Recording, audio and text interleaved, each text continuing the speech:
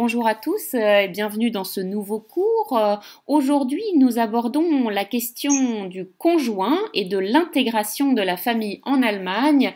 C'est une question qui peut souvent être délicate, compliquée et qui peut compromettre une expatriation si elle n'est pas gérée correctement.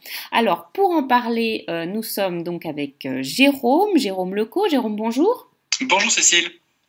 Voilà, alors on peut très bien s'imaginer, on décide de suivre son conjoint en Allemagne qui a trouvé un emploi, on se réjouit de découvrir la culture de nos voisins, de partager une nouvelle expérience, de mieux se connaître, voire de faire une pause dans sa carrière. Mais attention, il peut y avoir des désillusions. Comment se préparer au mieux à ce changement de vie, Jérôme? Alors c'est vrai qu'en général le conjoint qui part professionnellement en Allemagne, qui emmène avec lui dans ses bagages sa petite ou grande famille, femmes et enfants en général, plutôt que, mais on a aussi le cas de femmes qui partent en expatriation et là c'est le mari qui suit avec les enfants, ça se produit de plus en plus. C'est vrai que c'est celui qui s'intègre professionnellement qui est le mieux préparé, il a peut-être réalisé un coaching au préalable, l'entreprise lui a fourni tout un ensemble d'outils pour être préparé au mieux. Mais par contre, la personne qui suit, donc en général, ce sont des conjointes, 2 tiers des femmes qui suivent leur mari ou leur conjoint, et qui sont le moins bien préparées à l'expatriation. Donc c'est des profils de personnes qui professionnellement ont une carrière en France qu'elles ont mis en parenthèse, ce qui n'est pas toujours facile.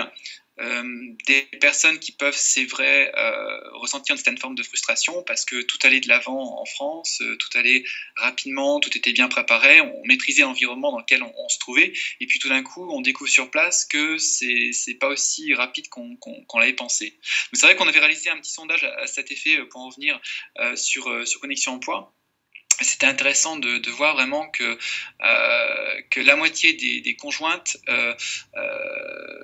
qui travaillaient encore et puis avaient un bac plus, les 3 quarts avaient un bac plus 5 parmi les personnes qui suivaient leur conjoint. Ah oui, donc on est loin du cliché de la femme expatriée qui restait à la maison et ne travaillait pas. Complètement. Voilà, alors c'est d'autant plus important de bien se préparer enfin de comprendre en tout cas les difficultés de l'expatriation quand on est diplômé et qu'on a des grandes attentes professionnelles. Selon toi, enfin dans ton expérience, Jérôme, Oui. comment est-ce que ces femmes, la plupart sont des femmes, mais bon il y a quelques hommes aussi, comment est-ce que ces personnes s'adaptent sur le marché allemand, ces conjoints? Je trouve pas toujours très bien, enfin pas très bien, c'est juste qu'il leur faut plus de temps en fait. Elles auraient pu, si elles s'étaient mieux préparées, elles auraient pu gagner, elles auraient pu mieux comprendre le système allemand pour arriver plus rapidement sur le marché du travail. Elles auraient pu s'épargner peut-être certaines frustrations qui des fois psychologiquement sont difficiles à vivre au sein du couple aussi. Hein. Elles auraient pu s'épargner des mois un petit peu difficiles à l'arrivée. Donc comment est-ce qu'elles peuvent s'adapter? Je dirais que elles peuvent elles peuvent surtout essayer de s'épanouir d'abord, s'épanouir localement dans leur environnement. Donc il faut essayer qu'elles se préparent au mieux en fait dans leur recherche de poste et qu'elles aient toutes les cartes en main. Bien. Alors, juste pour être bien clair, quel est le risque de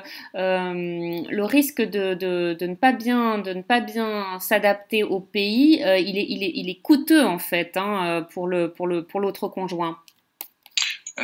Oui, en fait,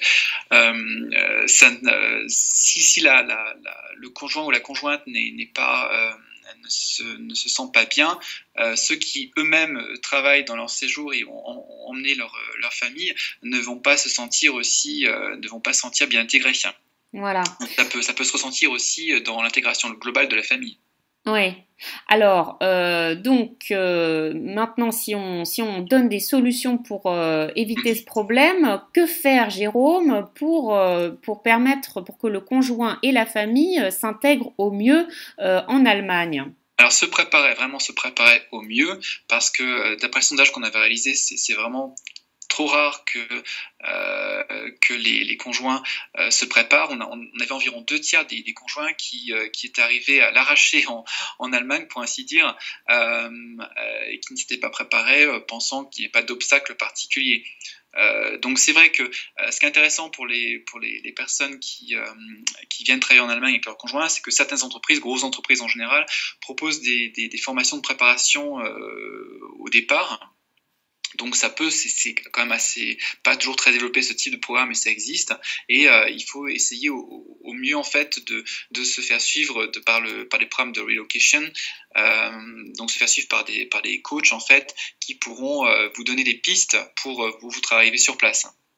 Bien. Alors, si je ne dispose pas maintenant de cette formation, quel doit être mon premier réflexe pour me préparer à une expatriation en Allemagne quand je suis conjoint de travailleurs? Donc, premier réflexe, c'est vraiment la langue. C'est le B à bas. C'est la langue qui va vous permettre d'avancer sur place, de faire des connaissances.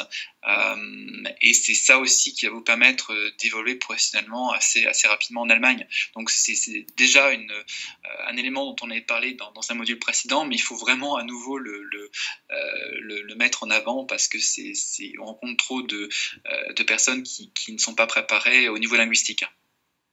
Est-ce que tu as des exemples en tête, par exemple? Oui, j'ai un exemple qui me vient en tête à l'instant. C'était une candidate ingénieure aéronautique.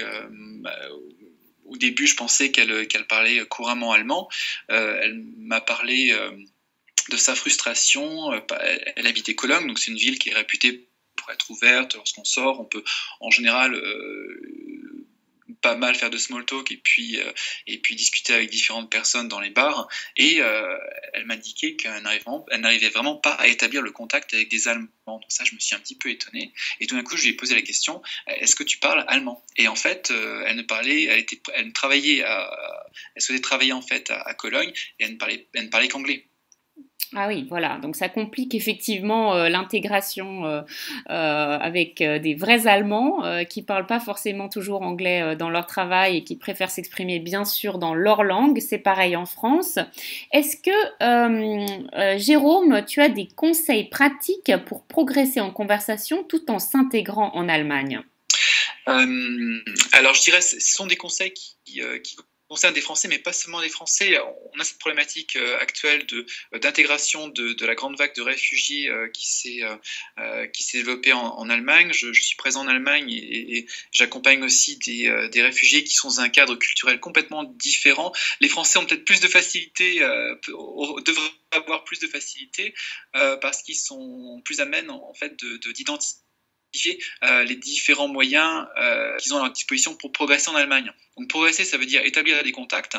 Alors établir des contacts, bien sûr, vous pouvez au début participer à des Stammtisch, ou de nombreux Stammtisch franco-allemandes qui existent à travers différents réseaux. Donc bien sûr, Connexion France et Connexion Emploi dans différentes villes organise ces différentes rencontres. Donc c'est une manière un peu soft de prendre contact avec aussi les Allemands qui sont présents et qui sont francophiles, donc qui ouvriront leurs portes et leur cœur assez rapidement parce qu'ils adorent la France.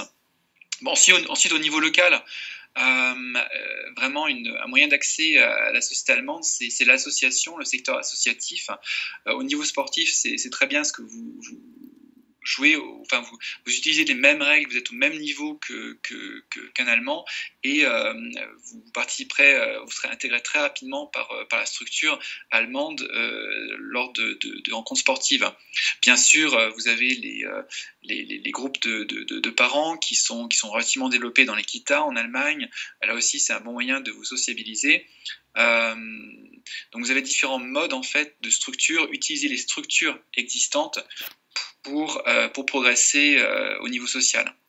Voilà, les Allemands ont beaucoup d'associations, ils se sentent particulièrement bien à développer leur sociabilité en association, bien davantage que dans des conversations plus informelles dans la rue ou ce qu'on pourrait avoir l'habitude de rencontrer en France, il me semble, Jérôme.